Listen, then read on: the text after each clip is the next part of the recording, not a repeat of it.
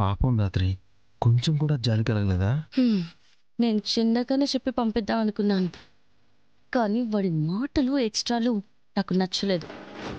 అందుకే చిన్న టచ్ ఇచ్చా. అయినా ఇదంతా నువ్వు అబద్ధం చెప్పడం లేదు.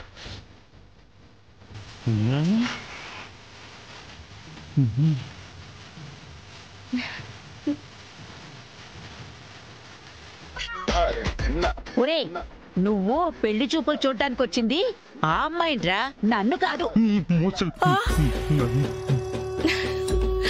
నీలాంటి వాళ్ళు రోడ్డు మీద తిరుగుతున్నారని తెలియక బయటకు వచ్చి బుక్ అయిపోయానే. అయ్యో, ఇంకోసారి నా కంటికి కనిపిస్తే తీసుకెళ్లి హాస్పిటల్లో పడేస్తాను. నేను పోతాను. ఆగరా, నేను నెల తక్కువ వెదవని. నీ నెల తక్కువ ఎదవని నీకెలా తెలిసే? నీ మొహం చూస్తుంటేనే తెలుస్తుంది లేరా. నువ్వు నన్ను హాస్పిటల్లో జాయిన్ చేస్తానంటావా? ఏం డౌటం? పురుష్, నీకు మా జగదాత్రి నచ్చిందా? ఇట్రా అమ్మా, ఇట్రా. పిచ్చి పట్టినోళ్ళు పెళ్లి చేసుకోమంటే ఏమో అనుకోవచ్చు. మీరు చూడ్డానికి కుదమట్టంగా బానే ఉన్నారు కదే, నన్ను మీరెందుకు అడుగుతున్నారు? ఓరే లూజు, ఏమాట అయితే చెప్పు. జగదాత్రి ఇంకా మిస్సేరా. నువ్వు పెళ్లి చేసుకుంటే నీకు మిస్సెస్ అవుతుంది.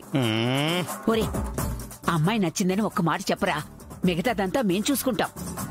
ఏంటి, వాళ్ళ భర్త వచ్చి నన్ను చంపేశాక దాన సంస్కారాలు మీరు చూసుకుంటారా? యో తలతిక్కలోడా, ఏంది పెళ్ళంటే సావంటవింది? అమ్మా, మీకు మీ సంబంధానికి ఒక పెద్ద నమస్కారం బాబు. నన్ను వదిలేండి, నేను పోతాను. అది కాదురా, నా మాట వినరా. ముసలి మర్యాదగా చేయొద్దులు. నేను వదలనురా. వదలని చెప్పారా? వదలనా? వదలని చెప్పారా? జగదాత్రిని పెళ్లి చేసుకోవడం నీకిష్టమని చెప్పేంత వరకు నేను వదలురా. చెప్పా కదా పిచ్చని. ఇప్పుడు వాళ్ళ మాట నువ్వు కాదన్నావని నిన్ను కొరుకుతారు కూడా చూడు. మా సిస్టర్ చాలా మంచిది బ్రో, పెళ్లికి ఒప్పుకోండి. ఒప్పుకో పురుష్.